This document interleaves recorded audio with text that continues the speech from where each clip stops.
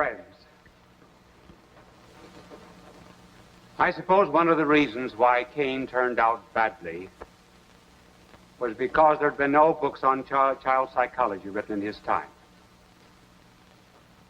Those who have read many psychologies, I suppose, have become convinced, as most of us have, that during the last 10 or 20 years they've been written for abnormal people. How would you like to hear a little psychology for normal people like yourselves?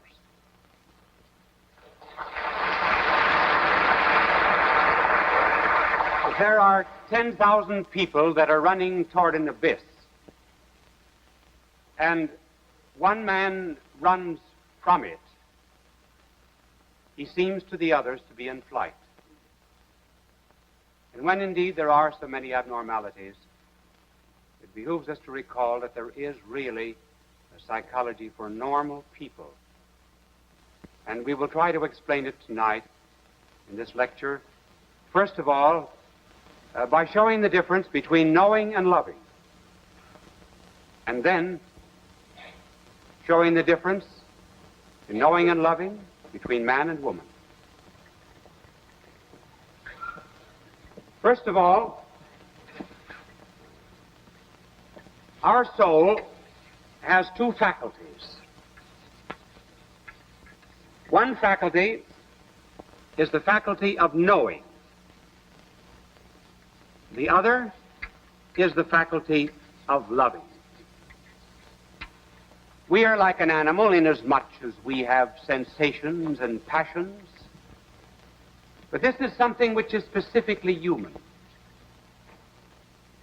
Knowing belongs to man's intellect or reason. Loving belongs to our will. The object of the intellect is truth. The object of the will is goodness or love. Now, they both operate in quite a different fashion. This is how our intellect operates. Whenever our intellect knows anything, it always brings it down to the level of our intellect. Suppose, for example, a teacher, there must be many teachers listening, they often have the experience of explaining some abstract principle to children. They always have to do that in concrete terms. If the child is to know and understand, the principle must be brought down to the level of the child's intellect. That is why sometimes when we want to memorize something, we make an association in our intellect. It's something that we know. I remember once I was to meet a man with the name of Lummick, and someone in my office said, "Now, try to remember that name, because I'm very poor at remembering names." And the secretary said, "Now, just remember that his name rhymes with stomach." Do you know what I called him? Kelly.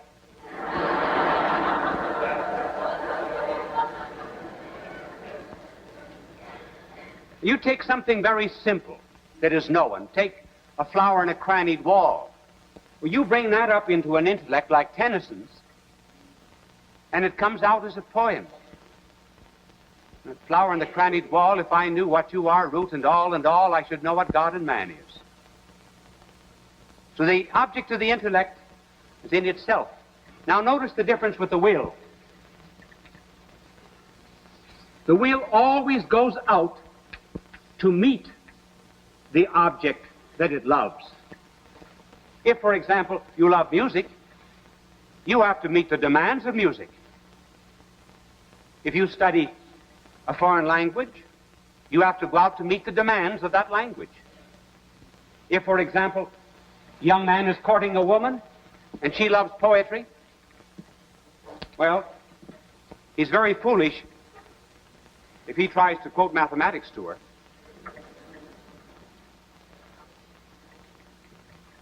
Now, there is a profound difference between knowing and loving from this point of view also. My little angel is cleaning the backboard. I had a little conference with him beforehand. He said that he was going to do everything very, very quick tonight because I was talking about spiritual faculties. Here is another law of the intellect or reason. Whenever the mind knows anything that is below it, it elevates that thing by knowing it. Whenever it knows anything that is above it in dignity, it to some extent degrades it. Now let us take, for example, the knowledge of a scientist. A scientist gives us physics, biology, or our mind, as we know the birds and the flowers and the trees, draws all of these things into itself, and the mind gives them a new kind of existence, a new kind of being. We spiritualize the whole lower universe. That was the reason that wise old Aristotle said that the mind of man is a microcosmos, a little universe containing the whole world within itself. And as it knows things that are below it, it ennobles them. That is the basis of the Jewish hymns of praise. For example, the Psalms of David and the Benedicite, the three youths in the fiery furnace. God is praised for the clouds, the sky, the oceans, the mountains, and everything in the universe. This is incidentally the nobility of human knowledge. The fact that it spiritualizes everything that is below the mind. Now, when you come to something that is above the mind in dignity, oh, then it's degraded because we have to pull it down to our level. For example, you are listening. What does my angel look like? It's hard to picture an angel. My angel has a 21-inch wing spread.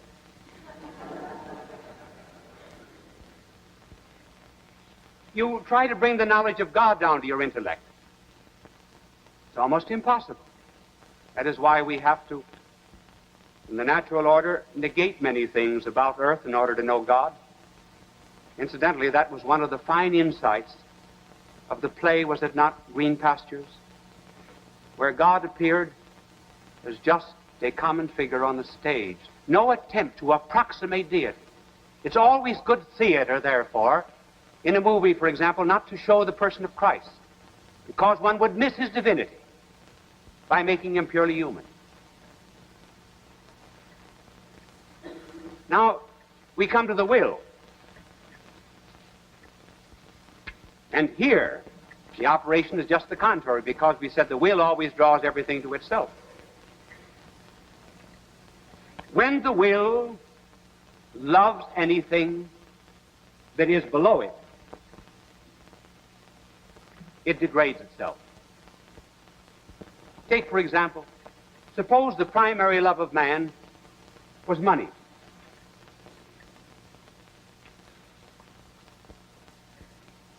Man would become like gold, cold and hard and yellow. Suppose it's carnality, just living for the pleasures of the flesh alone. Man degrades himself because we always become like that which we love. A man loves alcohol, he becomes an alcoholic. Degrades himself, pulls himself down by loving that which is beneath him. If a man loves something that is above him, then he becomes a noble.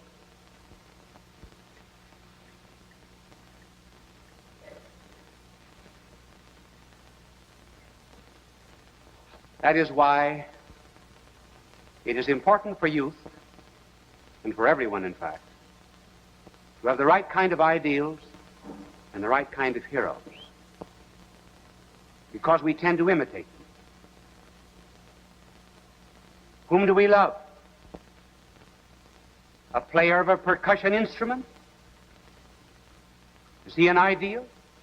A moaner? A soldier? A patriot? A saint? You can readily see, the higher the love, the more human dignity is lifted up. That is why, to a great extent, the level of any civilization is the level of its womanhood. Because when a man loves a woman, he has to be worthy of her. The higher she is in virtue, in nobility of character, truth and justice and goodness, the more a man has to aspire to be worthy of her. History of civilizations could actually be written in terms of the level of womanhood. Now, this is the difference between knowing and loving, and this helps answer a riddle, or not a riddle, but a question sometimes people ask. Why is it that very learned people are not religious?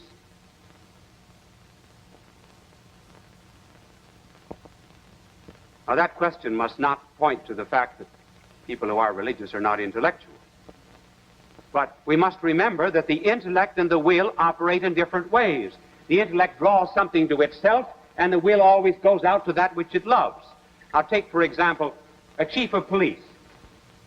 Does a chief of police know anything about robbery? He certainly has a fine knowledge of robbery. He knows how to get into banks. He knows how to break into houses. Probably the chief of police has most of the burglar's tools. But does he ever rob? No, he does not love robbery. See, there's no intrinsic connection between the two. Take, for example, a train announcer. Does a train announcer know where the train goes? Yes. Does he ever go there? No.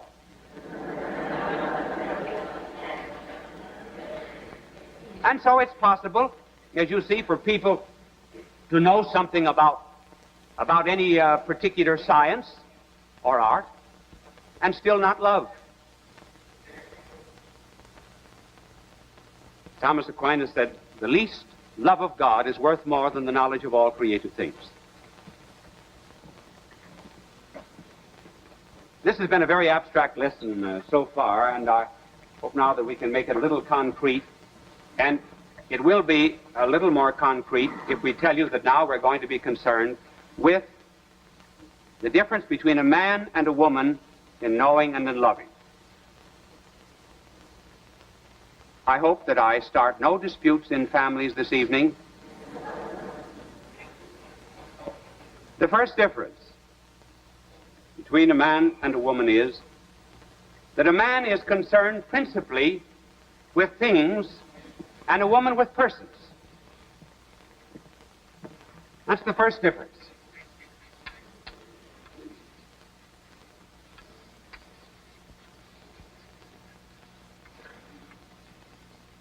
Hence, a man is much more interested in business than a woman. A man's interest is much more remote. A woman's interest is more immediate. A man's interest is the abstract. A woman's is more concrete and intimate. A man is concerned with ends and goals and purposes. A woman is more concerned with something that is very proximate and close and near and dear to her. And because a woman is more interested in persons, a woman is much more inclined to gossip.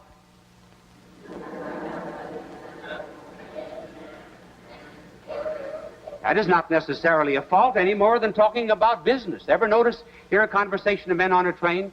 Almost always business. As for gossip, a woman doesn't need to believe everything she hears, but at least she believes she can repeat it. And it is this that causes sometimes misunderstandings. For example, a man will come home from the office full of business, and he will say, listen, dear, today I got an order for 250,000 nuts and bolts. We were the only factory that was able to supply those in Greater Manhattan. You know what his wife will say? Dear, how do you want your eggs?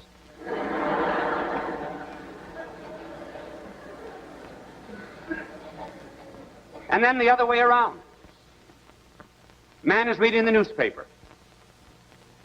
Woman comes in, the wife comes in and says, "Notice anything new?"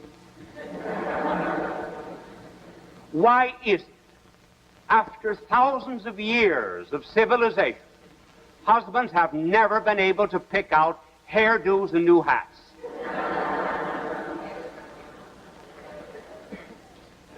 Now, though there is this difference, understand they complement one another, and very beautifully. After all, this is the future, and this is the present, and both are needed to make a happy family.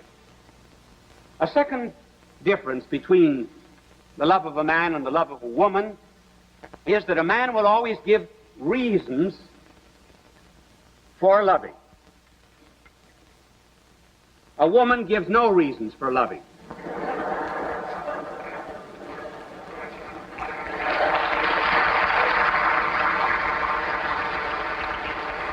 I must be right on this one. For example, a man will say, "Oh, you're beautiful, I love you because your teeth are pearly." And a woman just says, "I love you." Her heart is autonomous. Man's reason is always mixed up, his love is always mixed up with his reason. Men generally write the love songs. "That's why I love you. You're the cream in my coffee. You're the salt in my stew. You're my Bendel bonnet, you're my Shakespeare sonnet, you're my Mickey Mouse." They're not very good reasons for loving, but at least there they are. And I'll ask my angel not to erase that in order that we can follow the three reasons. A woman never tells you why she loves, she just tells you how. Take, for example, this beautiful poem of Elizabeth Barrett Browning. I'm sure you're familiar with it. How do I love thee? Let me count the ways. I love thee to the depth and breadth and height my soul can reach. And feeling out of sight for the ends of being an ideal grace. I love thee to the level of every day's most quiet need. By sun and candlelight. I love thee freely, as men strive for right. I love thee purely, as they turn from praise.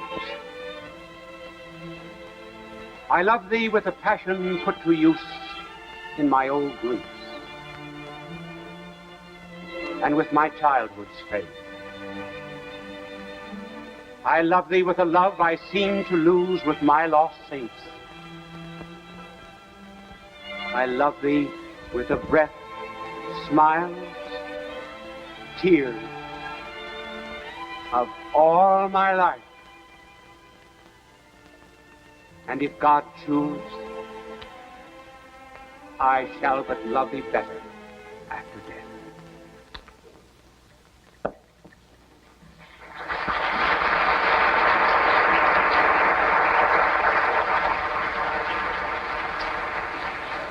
This also explains why, in a dispute between the two, a man will resort to logic and the woman will resort to tears. A third difference is that defects mar a man's love. Defects do not hurt a woman's love. A man hears somebody talk about a woman that he loves or that he's going to marry, and he'll say, "Well, after all, I've got to know that woman, and I better listen to this." But a woman won't listen. She knows the man has defects. She loves him anyway. Remember the popular song? "That's my Bill. He's a good-for-nothing blankety blank blank blank, but he's my Bill anyway." And I believe that there's something maybe divine in that kind of love because God loves us that way. Despite all of our defects and despite all of our failings. And coming then to a summary of knowledge and love. At the beginning, we never can love anybody or anything unless we know that person or know that thing. That is why there has to be, say, an introduction first, before there can be the beginning of love. But then after a time, love creates knowledge. How often that happens, for example, in an enduring marriage of a husband and wife. They know one another's moods and attitudes and fears and joys without ever a word being spoken. They've loved one another so deeply that they have created a new kind of knowledge. And so in order to know God, love God, we must first know him. But then, once we know him, we can begin to love him. And that opens up an entirely new field of knowledge that in its greatest height, the mystic alone understands. And what is true of religion is true of something that is allied to it, namely patriotism. We need only to know just a little bit about this great country of ours in order to love it. And please God, under the inspiration of a little bit of faith and loyalty, we'll all begin to love it much more than we do. And then we'll know how truly great it is.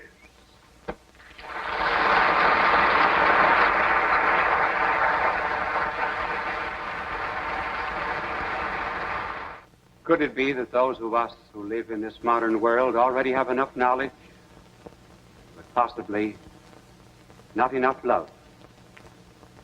Our brains are big enough. It is our hearts that are too small. When we expand them in love, we will find peace. God love you.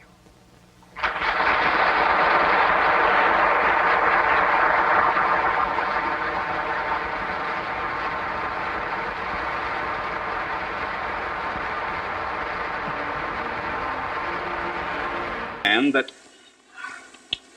the difference is this: all of the other bishops had mothers who told them that they would all come out on top.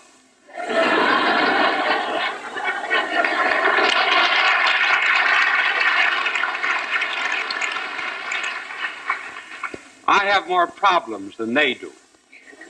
They don't have the problem of whether to part their hair in the middle. The subject of this telecast is how to think. First of all, how to think about statistics and figures and graphs. Secondly, how to think about new ideas. First of all, how to think about statistics. There are two kinds of reasoning, or two general ways of thinking. Now here we're getting very deep, but it will only last for a second. You can turn off to another program while I explain this, then come back. It'll be over briefly.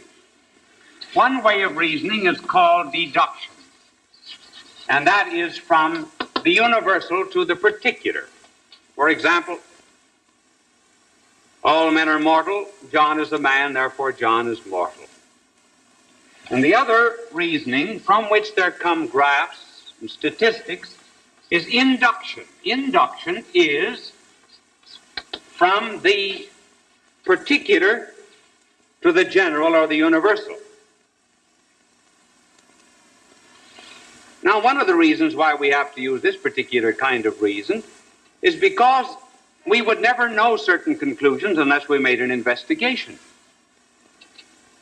That's one of the reasons we have to have statistics. For example, Suppose you wanted to answer such questions as these. Is marmalade stickier than jam? Well, you have to use induction and go around and stick your finger in marmalade and jam. Or this problem. Do babies with blue booties cry louder than babies with pink booties? Which do men prefer, nightshirts or pajamas? That's the question you would have to investigate. You never could find it out by deduction. Now these inductions can be complete when you investigate all of the cases and all of the samples, or they can be incomplete. There are very few that are actually complete. For example, a mother has 4 children. 3 of them are in the room. She says, "Where is Gwendolyn?" As soon as she gets the answer, she has complete induction. She's made an investigation of the location of all of her children. Now, incomplete induction means that you cannot investigate all cases. So you take some samples and investigate a few. From these, you get statistics, you get graphs. I want to tell you about a graph picture that I have hanging in my office, and I have it hanging there in order that I will never take graphs and statistics too seriously. I want you to take a look at it. The title of it is "The Fund for the Poor of the World." And the 12 months are at the top. And the line, the graph, is very, very low. In fact, the fund is low until you get to the month of June. And then in June it skyrockets and then comes down again very low the rest of the year. I am seated at a desk answering a telephone, and I'm saying to someone, looking at the graph, "Let's see now. Last year I was away in June." That's when everything went up. Suppose now we wanted to make some statistical finding about how many youths in America under 21 years of age said their prayers. How could we do it? Well, one method, we might telephone them and say, "Are you saying your prayers?" And then secondly, we might hide a camera in the bedroom and take a picture of them. And thirdly, we might also ask them to keep a diary and write down every time they said their prayers. Suppose now I gave you a statistic. Suppose I investigated the number that said their prayers, or I said that I did, and I gave you this answer. The 12.3% of the youths of America under 21 years of age say their prayers. Now, you'd be very much impressed with that, wouldn't you? Because there's that 3%. And you would say, "My, that must be scientific." That 12.3, that was one of the great advantages, incidentally, of the Ivory Soap advertisement. Ivory Soap, 99 and 44, 100% pure. And you would say to yourself, "My goodness, if Ivory Soap admitted that there's 56 100ths of 1% impurity, that must be good soap." It was the fraction that got you. All right, now suppose I said that, 12.3. Now I'm going to tell you how we might arrive at that conclusion. Suppose I investigated. Cannot investigate all of the youth in America. Suppose I phoned 600 of them, from which I got 12.3. Now I'm going to give you some rules for statistics. And notice how they're going to be worked out. Whenever you hear a statistic, always ask these questions. 1, how many possible cases are there? That is to say, how many cases could be tested? 2, how many were tested? 3, Can you believe what they told you? That was the problem Kinzig had. Did everybody tell Kinzig the truth? Not on your life. You can't be sure if you call up the boys and say, did you say your prayers? Did they said their prayers? And fourth, if it comes from an independent laboratory, who paid for the experiment? If cigarette X blows much better smoke rings than cigarette Y, who paid for that investigation? The independent laboratory isn't in business with their health, you know. Now, keeping this in mind, suppose we investigated 600.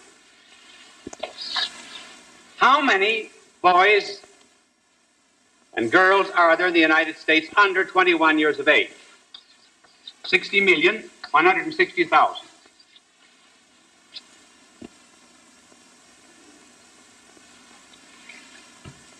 You think that's a pretty good test? How many are we getting? We're getting 6 out of every 601,600. Work that out in percentages. What percentage of the youth of the country are we testing? Now get this.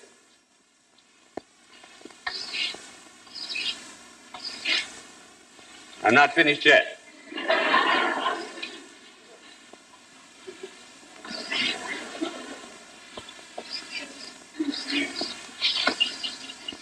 Of 1%.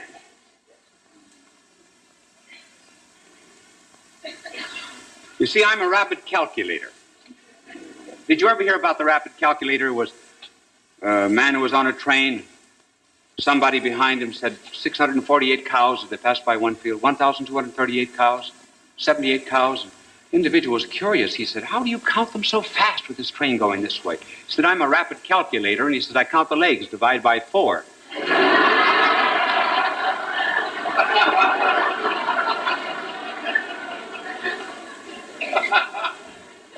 All right, if I investigated 600 cases out of the 60 million, I've only sampled 0.0000099% of the cases. How much is it worth? Nothing. Nothing from the point of view of reason.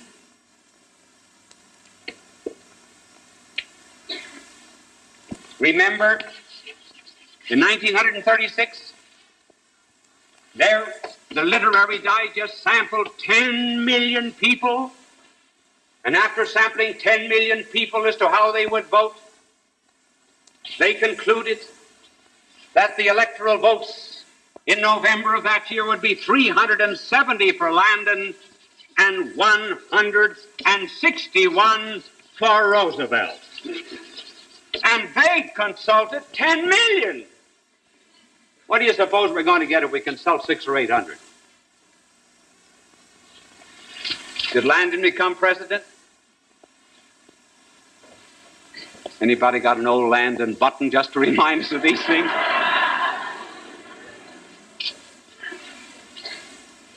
Now, another sample. Some years ago, Johns Hopkins University admitted women to the university.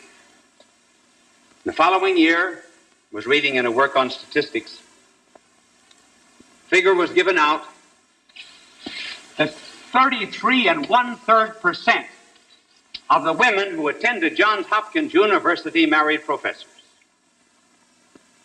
That was marvelous opportunity for young women going to a university. They would have a choice of all of these learned men. All right, what are the laws of figures? 1, how many cases were possible? 2, how many were investigated? So we asked, how many students were there at Johns Hopkins? Women. 3, how many married a professor? 1.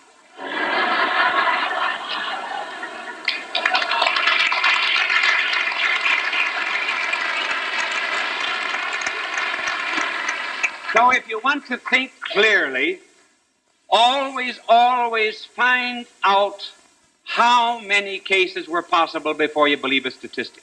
Now, here's one statistic that you can take from me that is absolutely reliable, and it's worth remembering. 50% of all of the married people in the United States are women.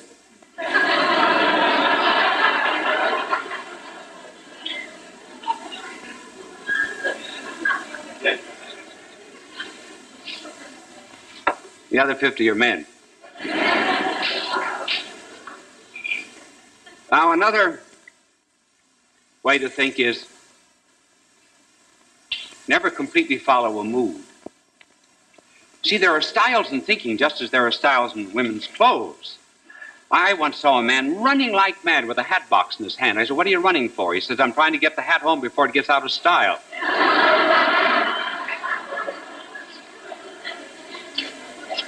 Well, there are fashions in thinking, too. And the fashions in thinking are made by scientists. For example, we've had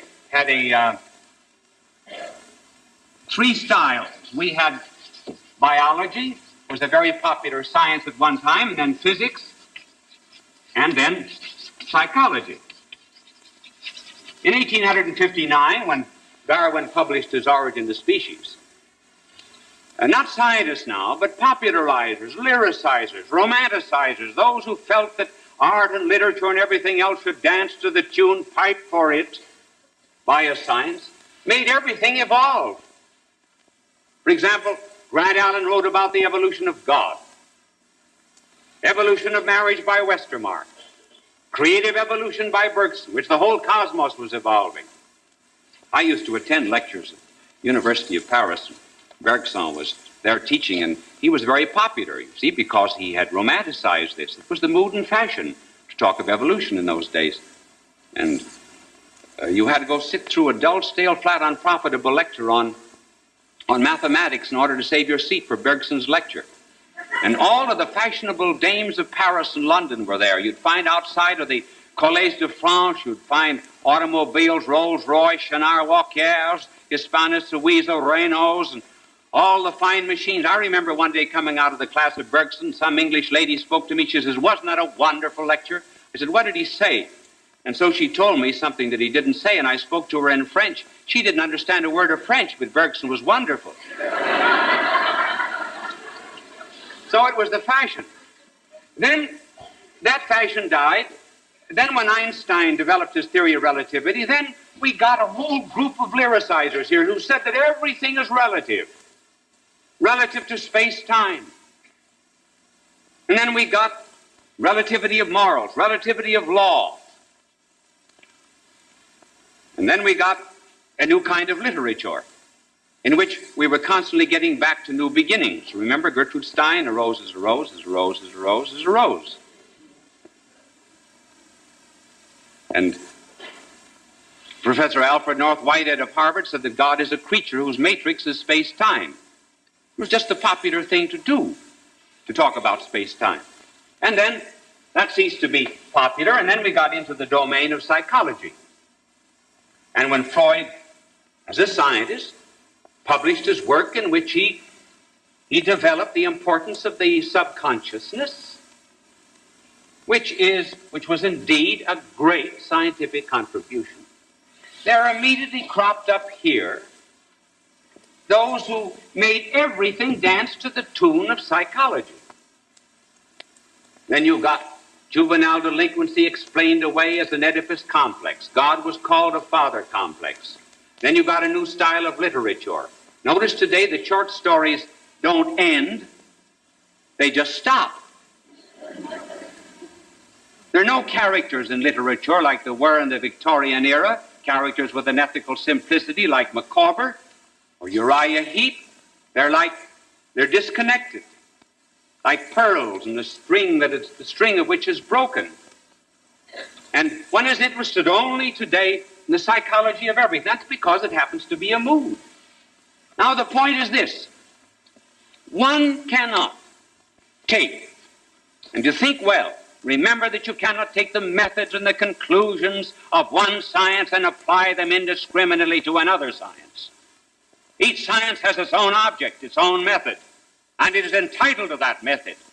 But you cannot take it, cannot take biology and apply it to engineering.